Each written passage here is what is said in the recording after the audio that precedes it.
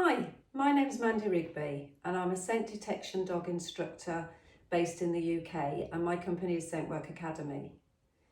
Today I'm going to demonstrate how to make up the target odour of gun oil. Please do check with any organisation you may be working with though, because they may make theirs up differently to this. So this is a drop placed directly onto the article, which they may not do in their organisation. So before you get started, you'll need to acquire some things before you prepare your articles. So first off, a pair of tweezers, very useful, and that's really for taking the odour out the target odour out once you've prepared it. Some material, absorbent materials. I've got black sock here, and those are just new black socks, and I can cut them up to whatever size is needed. I've also got Velcro. So sticky back Velcro is useful because it can be placed somewhere and the dog can't pull it off. And I've also got some floor furniture protection pads as well. So anything that's absorbent and will hold an odour. You'll need to also acquire some jars. So Kilner jars are recommended. I've got them in various sizes here for various sizes of material. But one thing is we don't need to be packing the jar full of material pieces, because the odour actually doesn't penetrate all through to the material evenly then. So always leave space in your jar so that you can shake the jar and distribute the odour evenly. So I think we're nearly all ready, but apart from obviously purchasing your target odour, which is the gun oil Napier 90. Can be purchased in the bigger bottle or the smaller bottle. So gloves as well. We need to have gloves on so that our human scent doesn't pass over onto the articles. So always wear disposable gloves and remove them before you touch anything else after making up your odour. Okay, so we'll start off. We've got our pieces here. I'm going to use the big pieces first. If you just started out on your journey, you may be on these bigger pieces. If that's the case, I would put 2 drops, one on the one side of it and one on the other. And place it in, and one on the one side and one on the other.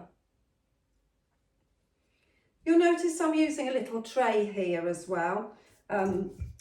It is a very clean tablecloth. It's only just been washed, but anywhere that your materials touch, they will gain some of that odour. So I would leave them in the jar like that for around an hour and a half with the lid open, just to let some of that moisture dissipate, and then shut your lid up and give them a shake, so to get some even coverage over. I do that for the next few days, and then they'll be ready to use, and they'll have soaked in the oil and be ready to be placed out. For your smaller pieces, I just put 1 drop on each, so 1 small drop.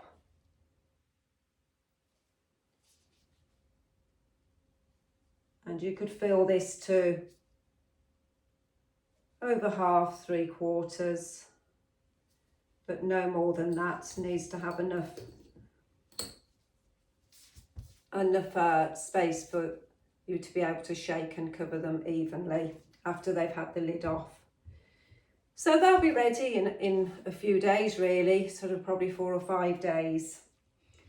They'll be okay in there to be used up to probably around a month, but when you first start on your journey, you'll probably find that your dog may have some slobber on it, or food particles have gone on it as well.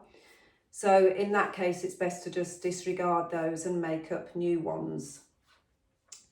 With gun oil, it is a oily substance, and it does penetrate into other things.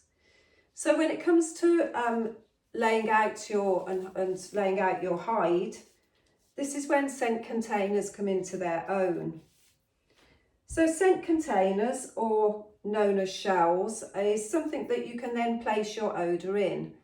This means then that the oily substance on the absorbent cloth isn't going to pass on to an area where you've actually put the article. So different types of ones can be purchased. If you put in Scentwork equipment or go to scentdog.co.uk, you can purchase these little things, little shells to put your scents in. Obviously, once used, you'd need to clean those out, especially if you're using different target odours, and keep them completely separate from anything else. Q-tips as well is another absorbent material, but not until really your dog is further along the journey because they're very small. These are just little ends of cotton wool buds. The bigger scent containers are good for your early journey. So these are spice pots, and that means you can place your odour in there, target odour material, and then wash them thoroughly afterwards in hot soapy water. Other containers, soap dishes, are quite useful, and these little flower top containers which you can get from eBay and Amazon. I put Velcro on the back, sticky back Velcro, and that means that I can place them that way on items as well, so walls, and even to stick them on the floor if your dog's likely to bat them around. So bricks, if you're using those in your search, but you're using gun oil, you'd use a small shell to put your gun oil in, and then place drop this into the brick. And the same really for plant pots. You'd have a container underneath, releasing the odour into the air and coming through the top of that plant pot. If it's plastics, you can of course wash those, so you could place your article directly in there and just keep that as your article, your hot item, or you can wash that completely out as well.